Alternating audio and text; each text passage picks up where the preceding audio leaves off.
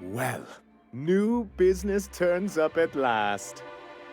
Celia, didn't I tell you our new statistics-based advertising model would be a hit? That you did, sir.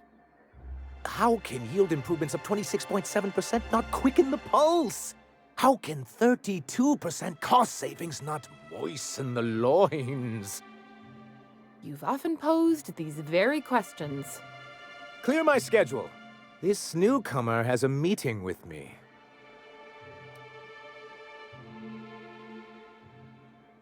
Did you hear that power play, Celia? They don't make them like this anymore in Halcyon.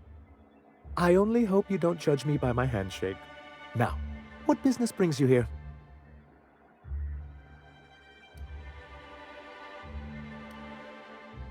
Out at Devil's Peak? If you're headed that far, I see you've brought the right woman for the job. Damn right. But if you're here for him, I suppose that means you aren't here for Saltuna.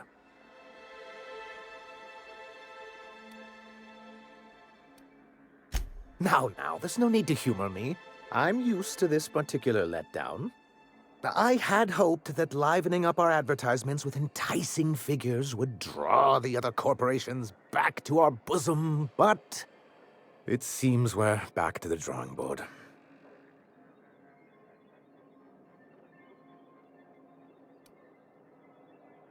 Thanks to the so-called hazard clause, Monarch has been cut off from the board's resources and protection for 10 years now.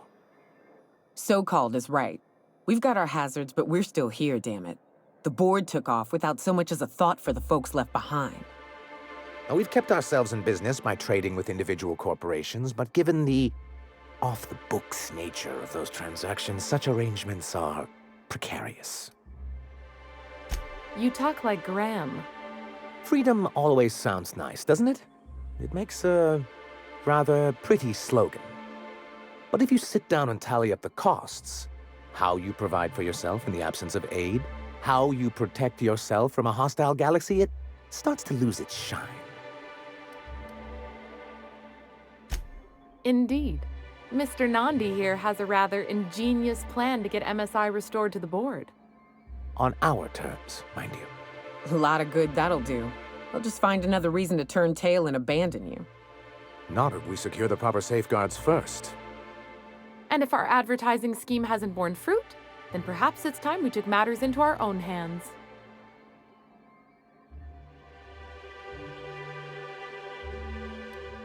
It's a two-pronged approach. The first part involves seeing Stellar Bay properly defended.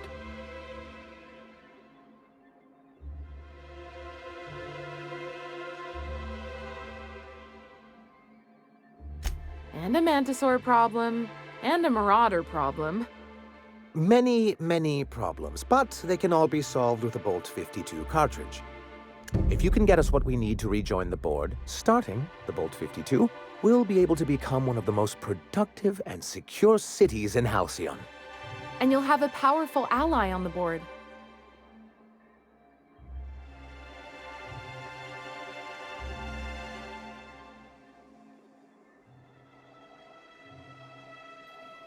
Why, one of the strongest defenses in Halcyon. An extremely powerful ordnance.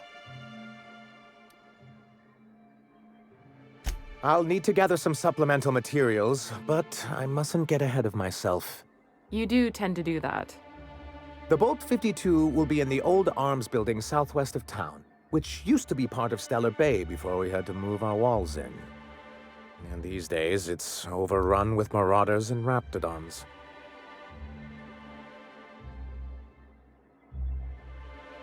Do be careful. I've lost more than a few people to marauders and raptidons out there. Oh, and while you're at it, there should be a terminal in the arms building with some dangerous information. Perhaps you could delete it so it doesn't fall into the wrong hands. What can I do for you?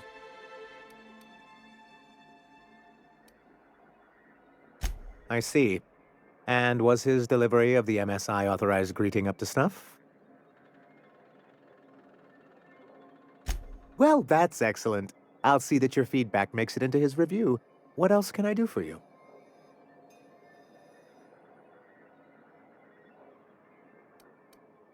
Then it's good that I keep such meticulous notes. I've asked myself the same thing many times, especially seeing as the legal mechanisms we employed were part of the board's own bylaws.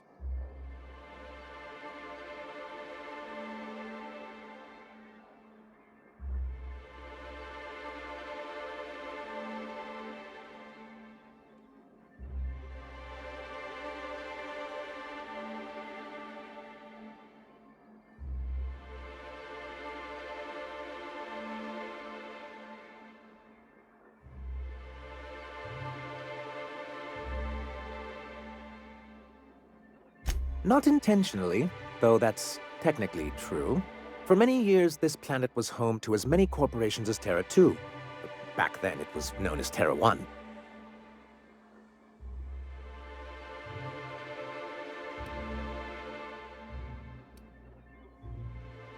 As you may have noticed, this planet has more than its share of hazards. That ain't fair. They didn't leave on account of the hazards. They left on account of their cowardice. The hazards just gave them a reason to put to paper. Sharp as ever, Nyoka. And as the other corporations began to tally their losses, they decided to pull out. Our leadership at the time certainly wanted to.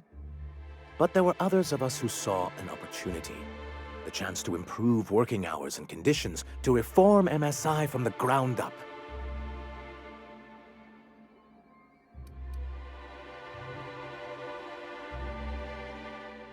It's humane, but it's also good business sense. Exhausted, sick, and malnourished workers are not productive workers. Even a cursory review of the data bears that out. Anyway, we learned of a loophole in the corporate bylaws that would allow MSI to claim ownership of the entire planet once the other corporations pulled out, creating the perfect environment for us to enact these new reforms.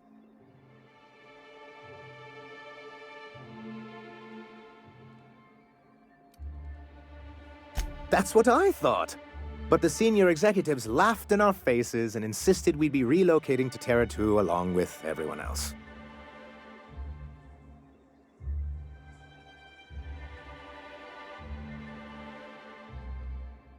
Yes, some of us stayed behind, and as the most senior executive remaining, I ended up in charge of what was left of MSI.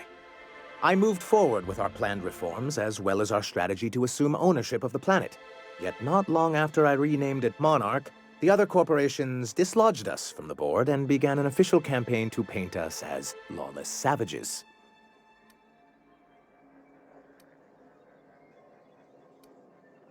I don't know. Everything we did was legal and above board. We followed their rules, and yet they still found reasons to declare us outlaws. I do think there's something useful in a governing body like the board. Something that keeps us from anarchy, but I dearly wish it functioned differently.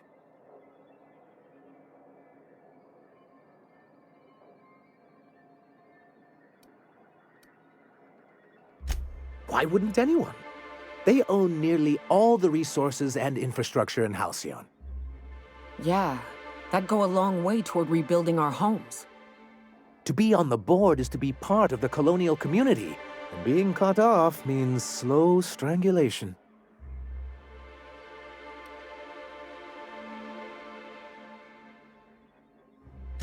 Indeed, we've got to consider realities, not ideals. If membership on the board can ease our hardships and provide us with opportunities, then that's the path I mean to pursue.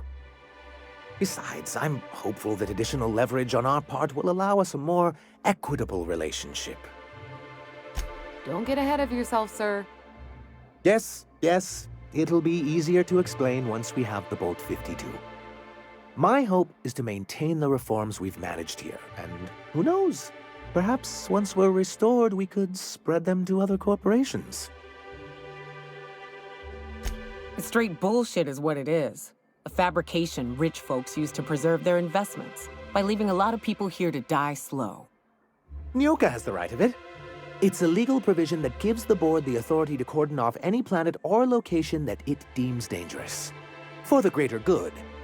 Allegedly.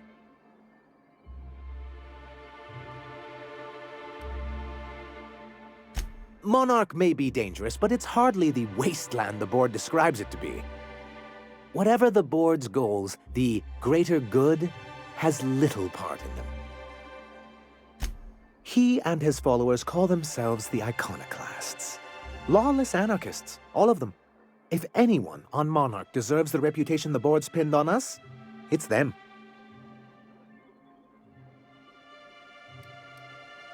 It isn't just that they drain our people and resources. Every radical act they commit cements Halcyon's image of us all as destructive rebels and pushes us further from the rest of the colony. He's lucky the board doesn't take him seriously enough to keep more than a few UDL gunships patrolling Monarch. An Earth Directorate assault cruiser would change his tune. It's almost a shame we haven't seen one around Monarch in a long while.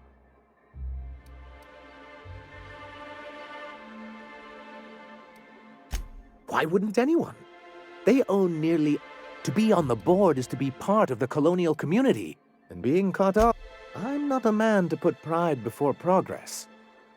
If membership on the board can ease our hardships and provide us with opportunities, then that's the path I mean to pursue.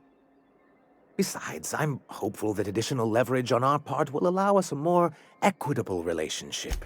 I've discovered it's much easier to negotiate from a position of power. And I don't mean to leave MSI or its people at a disadvantage.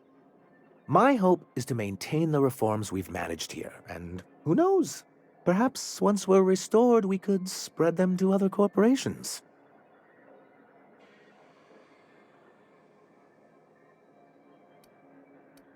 What can I do for you?